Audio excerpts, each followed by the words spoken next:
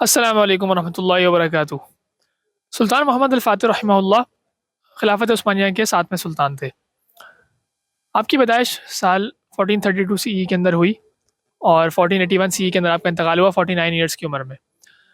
19 سال کی عمر میں آپ کو خلافت ملی جب آپ کے والد مراد الثانی رحمۃ اللہ علیہ کا انتقال ہوا،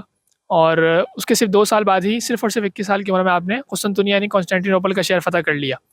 وہ شہر جسے فتح کرنے کا خواب 800 سال سے مسلمان دیکھ رہے تھے، اور اس شہر کو فتح کرنے کے بعد جو آج کل کا استنبول ہے، آپ اس حدیث کے انشاءاللہ مصداق ٹھہرے جو مسند احمد اور مستدرک الحاکم کے اندر موجود ہے۔ رسول اللہ صلی اللہ علیہ وسلم نے فرمایا لَتُفْتَحَنَّ الْقُسْطَنطِينِيَّةَ فَلَنِعْمَ الْأَمِيرُ أَمِيرُهَا وَلَنِعْمَ الْجَيْشُ ذَلِكَ الْجَيْشُ، کہ بالضرور قسطنطنیہ شہر فتح ہوگا تو کتنا ہی اچھا اس کا امیر ہے اور کتنی ہی اچھی وہ آرمی ہے جو اسے فتح کرے گی۔ سلطان محمد الفاتح رحمۃ اللہ علیہ نے 30 سال تک حکومت کی، اور ان 30 سالوں میں آپ نے کانسٹینٹی نوپل کے علاوہ یورپ کے اور بھی کئی علاقے فتح کیے جن میں بوسنیا، سربیا اور مختلف علاقے شامل ہیں۔ 1453 سی ای کے اندر 2 ماہ کے شدید محاصرے کے بعد جب سلطان محمد الفاتح رحمۃ اللہ علیہ نے یہ شہر فتح کیا تو انہوں نے یہاں اس جگہ پر ایک عظیم مسجد بنائی جو آج الفاتح مسجد کے نام سے معروف ہے۔ اس مسجد کے بارے میں جو ایک انٹرسٹنگ فیکٹ ہے وہ یہ کہ یہاں پر ایک زمانے میں کرسچینٹی کا ایک بہت ہی امپورٹنٹ چرچ ہوا کرتا تھا جسے church of the Holi apostles کہا جاتا تھا، اور وہ کانسٹینٹین جو پہلا رومی بادشاہ تھا جو پیگنزم سے کرسچینٹی کی طرف کنورٹ ہوا تھا اس نے بنایا تھا۔ اور کانسٹینٹین نے یہاں پر کلیم کیا جاتا تھا کہ یہاں پر وہ ایسے ریلکس اور ایسے تبرکات مقدسات لے کر آیا تھا جو عیسیٰ اسلام کے حواریوں کے تھے، جیسے ان کے کپڑے اور ان کی اشیاء وغیرہ، تو وہ یہاں پر موجود تھی، اس لیے اس کی کرسچنس کے یہاں بہت امپورٹنس تھی۔